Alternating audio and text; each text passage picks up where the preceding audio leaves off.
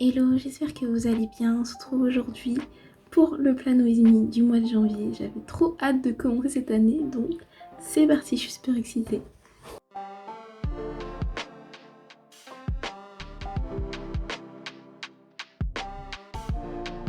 Donc on est dans mon nouveau Bujo. Si vous n'avez pas vu ma vidéo où je vous présente ce Bujo et où je fais mon setup pour l'année 2021, je vous invite à regarder. Je vous mettrai le lien là-haut. Et du coup, je vous passe les premières pages. On commence directement ici. Donc pour mon premier Bujo sous forme de cahier depuis un bon moment, j'avais envie de faire une Dutch Door parce qu'en fait, à partir du moment où la Dutch Door est devenue un peu populaire, où j'ai vu des vidéos et tout sur YouTube, je n'avais plus de cahier, j'avais un planeur, enfin vous savez, un classeur, et du coup, je voyais pas l'intérêt de faire une Dutch Door dans ce type de cahier. J'ai essayé de faire de l'aquarelle avec mes nouveaux feutres Tombow que j'ai eu à Noël.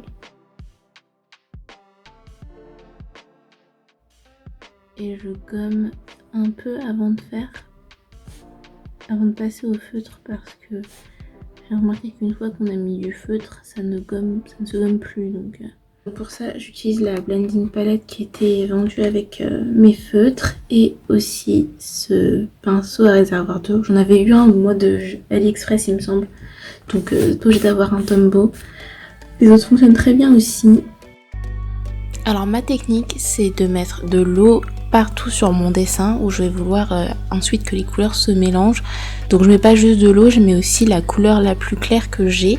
Je vous mettrai toutes les références dans la barre d'infos de toute façon. Et ensuite, avec la couleur la plus foncée, je viens un peu flouter entre guillemets les contours.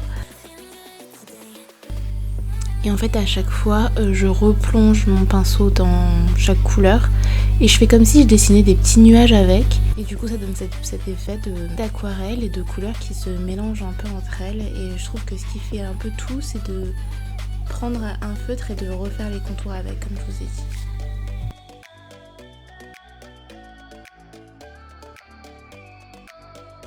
J'ai été inspirée par un dessin que j'ai vu sur Pinterest, je vous le mettrai à l'écran si j'y pense. En tout cas en barre d'infos.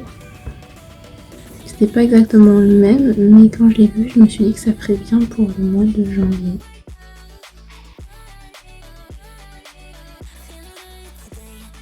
Du coup, je vais écrire avec le même stylo gel doré.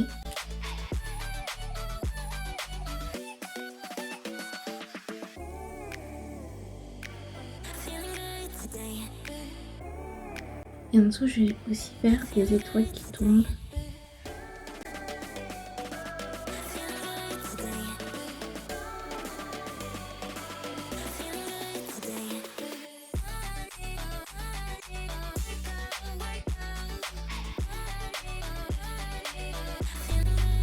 Et sur la gauche, une petite citation que je trouvais sur Pinterest aussi.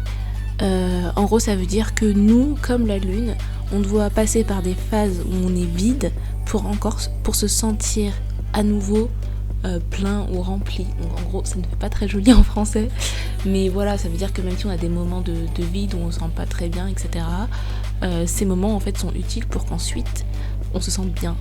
Donc ça va super bien avec le thème de la lune et ça va aussi avec le thème de l'actualité.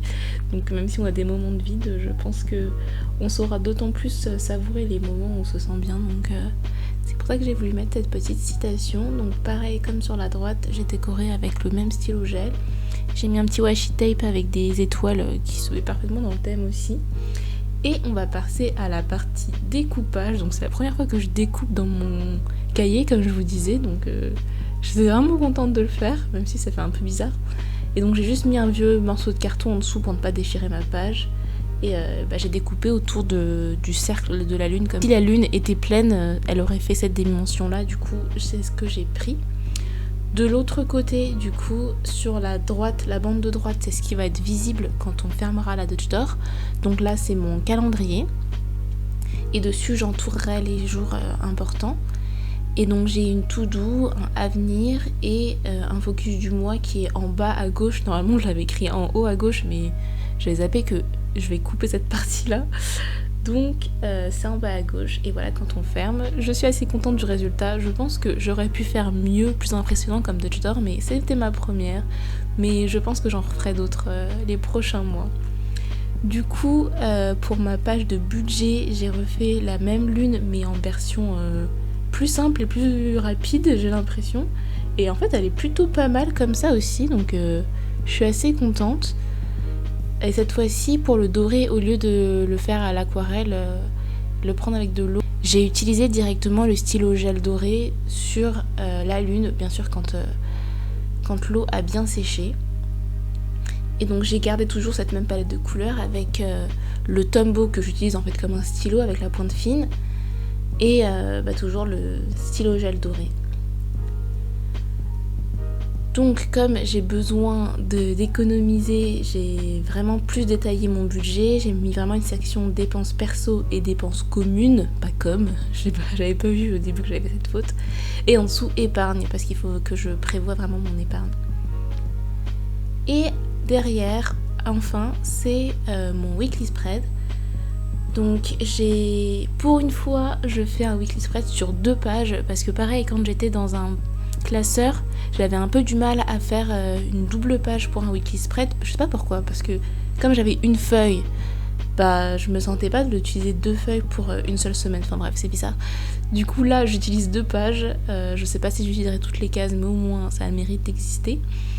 Et peut-être même si j'ai pas d'événements à planifier ou quoi, je vais pouvoir utiliser ça vraiment comme un journal, parce que c'est un bullet journal, donc c'est aussi un journal.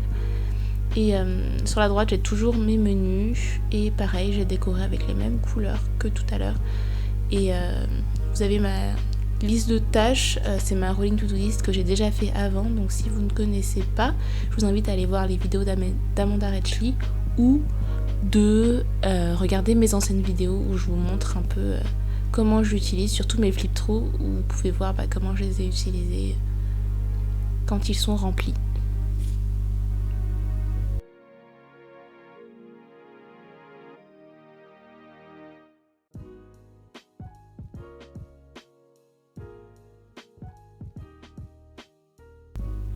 Au fait, dites-moi ce que vous pensez de la qualité vidéo, parce qu'en fait j'ai acheté un nouvel éclairage mais j'ai l'impression que c'est moins bien. Donc dites-moi dans les commentaires si vous trouvez aussi que c'est moins bien ou si ça va.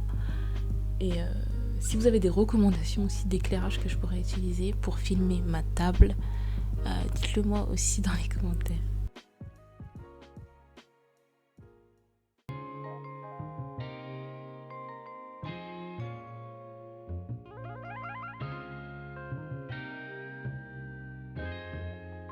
Ryan Little.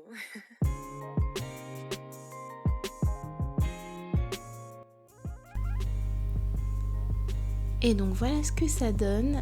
Je suis vraiment contente du résultat. Je trouve que les couleurs donnent un petit peu des vibes de Sailor Moon. Vous me direz si vous êtes d'accord avec moi.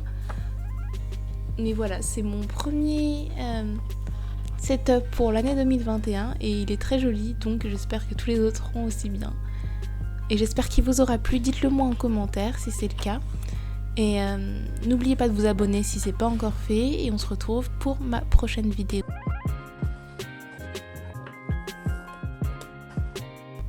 D'ailleurs, n'oubliez pas de me suivre sur Instagram, je mettrai sûrement un sondage pour savoir qu'est-ce que vous voudrez comme prochaine vidéo. Donc, rendez-vous là-bas. Bye!